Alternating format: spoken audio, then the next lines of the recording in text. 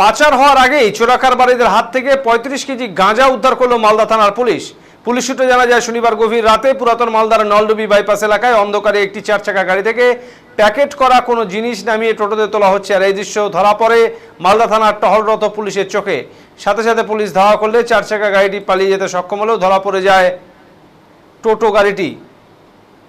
টোটো সমেত 2 ব্যক্তি এবং 2 প্যাকেট গাঁজা ধরা পড়ে, যার আনুমানিক মূল্য প্রায় 5 লক্ষ টাকা। জানা গেছে, ধৃত ব্যক্তিরা হলেন ইংলিশ বাজার শহরের ঝলঝলিয়া এলাকার নির্মল হালদার এবং আরেকজন পশ্চিম বর্ধমানের রাহুল মণ্ডল। ধৃতদের কাছ থেকে উদ্ধার হওয়া গাঁজা মালদা থানার পুলিশ বাজেয়াপ্ত করে এবং ধৃতদের এদিন মালদা জেলা আদালতে তোলা হয়। পুলিশ সূত্রে জানা গেছে, ধৃত 2 ব্যক্তিকে 10 দিনের পুলিশি হেফাজত চাওয়া হয়েছে এবং গাঁজাগুলি কোথায় পাচার করা হচ্ছিল তার তদন্তে নেমেছে মালদা থানার পুলিশ।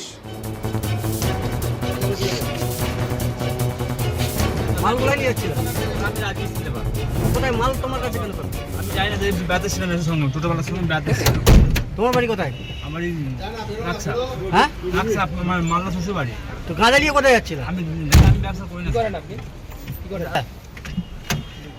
আমি কোথা থেকে আসলো ওটা? টোটোওয়ালার সঙ্গে ব্যাতে ছিলাম, বলে ব্যাতে চ আমি সেখানে এসেছি। গাঁজাটা কোথা থেকে আসলো?